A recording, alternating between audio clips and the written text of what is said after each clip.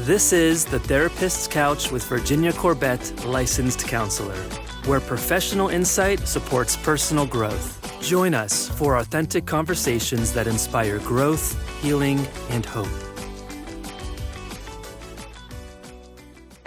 Welcome to The Therapist's Couch.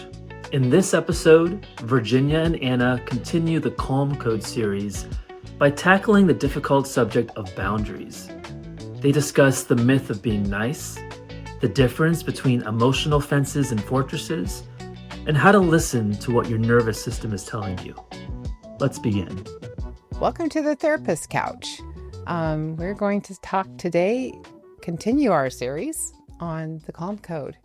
And we are talking today specifically about boundaries.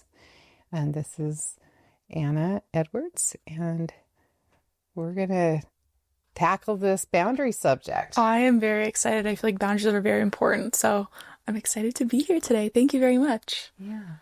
Well, when we talk about boundaries as therapists, we're both working with clients who boundaries are a big issue. Yes. And, in our clients' lives, but, we work pretty hard setting boundaries in our own lives.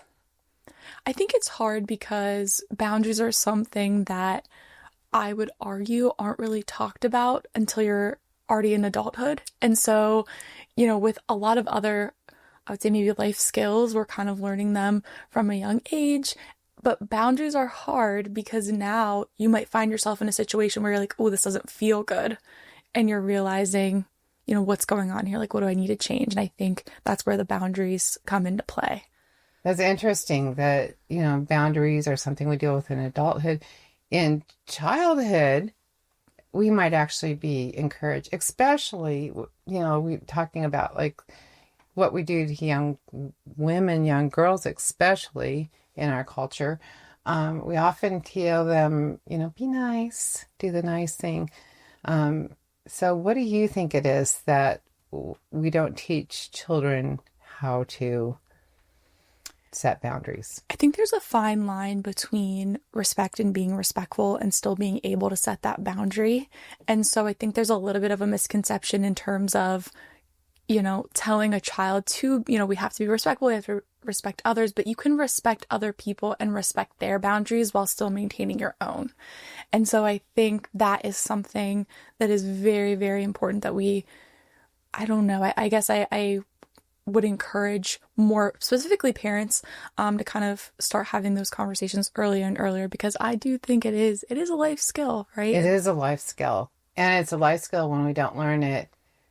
Well, you end up working with your therapist. Right.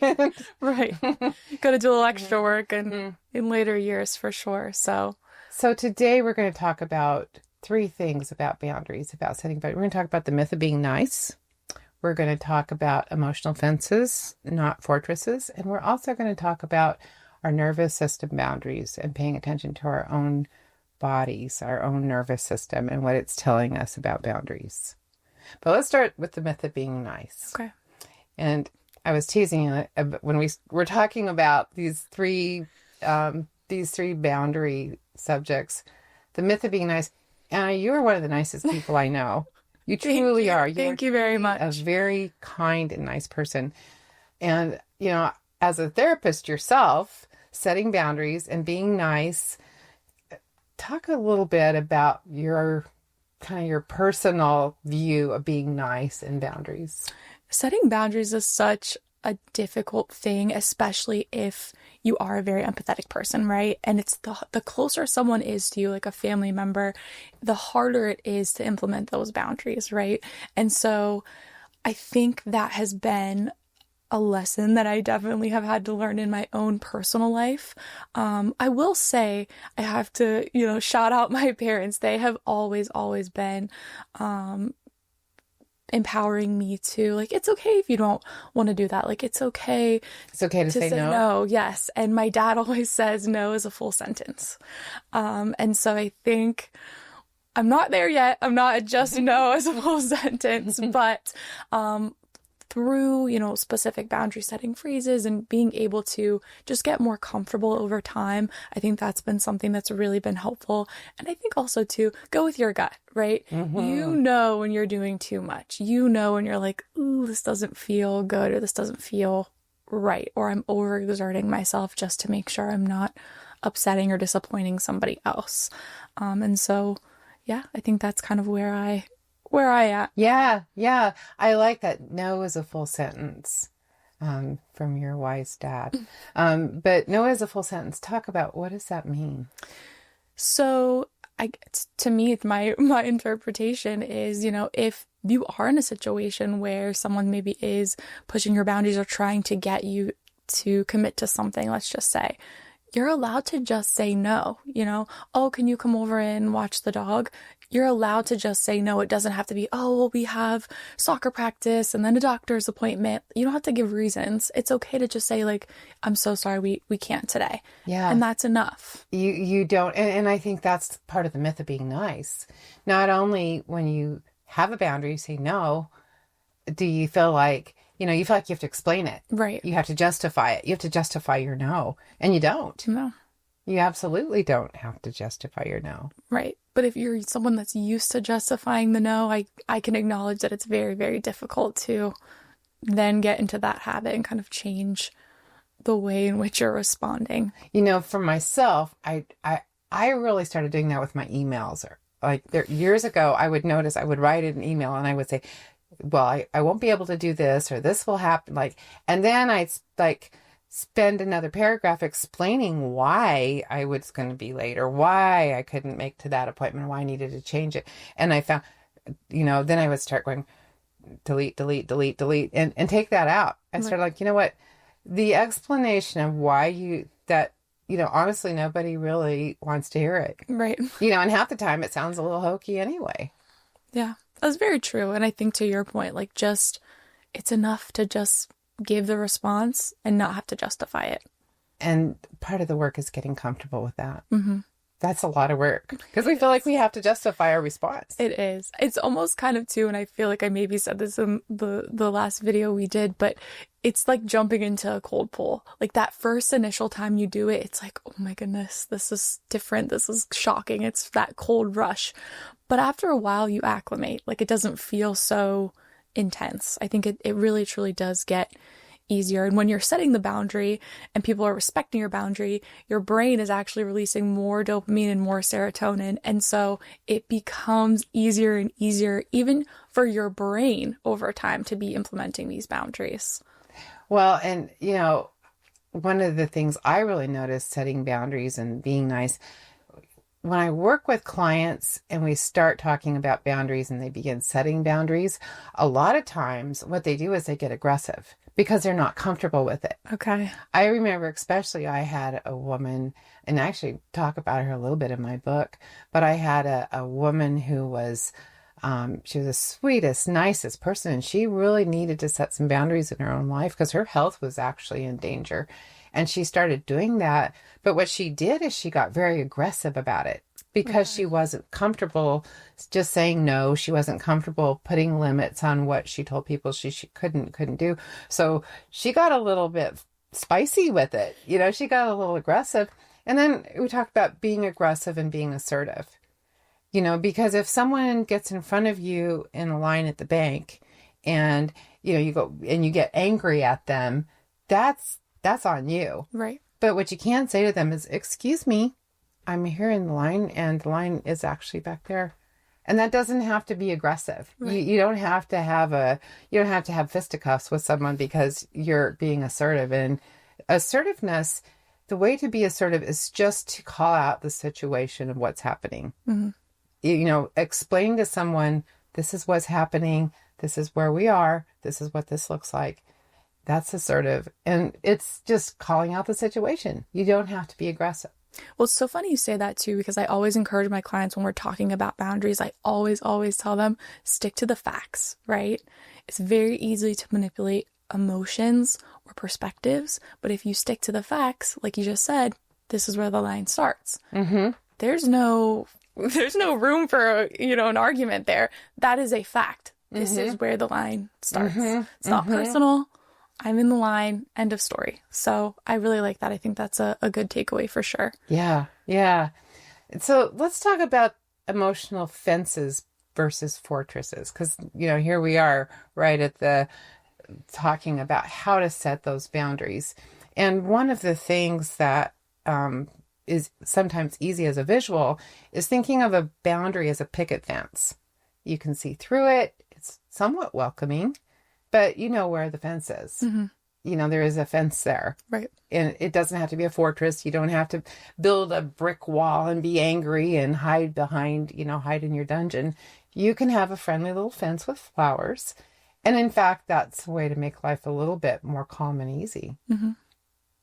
I think too, to your point of the fence, it makes it very clear when you are establishing those boundaries and you're building that fence, who can respect those boundaries, who can respect where this fence is, and who can't.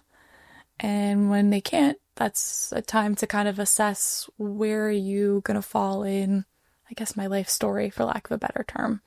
But I really like the fence example. I think it makes it a little less black and white kind of a thing. So what I hear you saying, we are in therapy, but actually what I do hear you saying is when I set that fence, when I put that picket fence and someone violates that, someone pushes on that, or someone, manipulates that, maybe I need to assess what kind of a friend you are or what kind of relationship we have. Definitely. Is that fair? Oh my gosh, 100%. Because I think, again, do you want someone who can't acknowledge this fence or respect the boundary? Do you want them in your inner circle? Do you want them in your life? Well, and I think it identifies the people in your life that are being manipulative really quickly. And what do you do with that? What do you do with those manipulators? That's tough. That's really, really tough. And that's where I think it depends, right? Because maybe it's easier to cut off a coworker than it is to cut off a family member. Or it's easier to distance yourself from, someone that lives on your street versus someone that you're going to see at every holiday. And so it becomes very, very complex. And I think, those are situations I definitely recommend unpacking with your therapist and kind of assessing case by case. Well, and that leads nicely into the next part, that kind of assessing our own bodies, that nervous system awareness.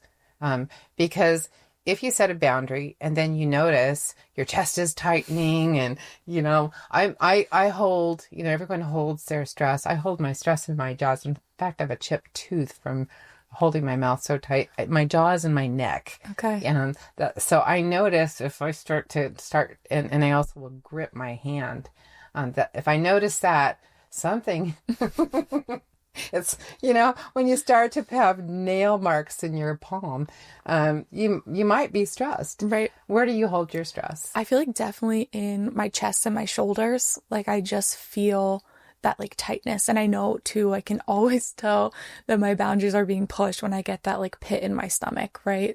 It's like, oh, this is so uncomfortable because I'm going to have to reiterate, no, this is not okay. And so I think it's so important to have that awareness. Well, and that body awareness, I am such a gut person. I love that pit in your stomach. The word gut feeling. I've got a gut feeling. Our gut is actually our second brain. It's been accused of being our second brain, and I believe it is. That our gut is the only organ in our body that our brain does not control. Our gut is the only organ, maybe our butt too, but our gut is the only organ in our body that our brain doesn't control. And there's a communication between our brain and our gut. So that kind of that knowing, that kind of like I have a gut feeling, a lot of that awareness comes from our gut. 100%. And going back on, we talked about the vagus nerve, right? And connecting that brain to the digestive system and everything. I think it's all connected. And I think that's why it's so important to listen when you are feeling those physiological symptoms. Like, what is my body trying to tell me right now? So being aware of our gut, being aware of our body, being aware of where we're holding our stress, and being aware of what a relationship is doing to us. Because we're telling ourselves, even if you're searching in your brain may need to work with your gut. One of the things I really would love to do is walk through some breathing. Walk through, once you've noticed that, you're setting a boundary, it's stressing you out and your body's having a reaction, I'd like to walk through kind of that deep breath and having that kind of protective layer. I love that. I love the idea of, utilizing or even just taking that moment, right, to like recenter. What am I trying to accomplish right now? A lot of times people call it a sacred pause, and those little tools that you build in to keep yourself calm. So one of the things you can do with that sacred pause, when you realize you're trying to hold a boundary, someone's pushing your boundary, someone's trying to manipulate that, one of the things you can do is take a deep breath, clear into your nose, into your gut, and out your mouth. Take your 3 deep breaths into your nose, into your gut, and out your mouth. And on that third one, imagine that you're putting out a protective layer, a protective gel maybe, with your air. So breathe in and imagine filling a balloon with space and keeping that personal boundary. And that's just a real quick little tool that you can do to hold your boundary. And a lot of times that little sacred pause will remind you, will do a little reset so you can hold that boundary. In a way that is non-aggressive. In a way that's non-aggressive. Yes. One thing about being aggressive and one thing about, having to hold those boundaries, sometimes when you start to hold boundaries that you haven't with people in your life that aren't used to you, that are kind of used to you not holding boundaries, you are going to get some real pushback. Right. You might need to be a little aggressive to let them know you're serious. Right. 100%. I also think, to your point, that is what is important. You shouldn't have to go to a level of aggression to get someone to understand or respect your boundary. And I think that's very telling. I love that. I love that. Boundaries. Thank you for joining us on The Therapist's Couch, presented by the Sozo Wellness Institute. We hope today's conversation offered you insight, inspiration, and a sense of connection on your journey toward authentic living.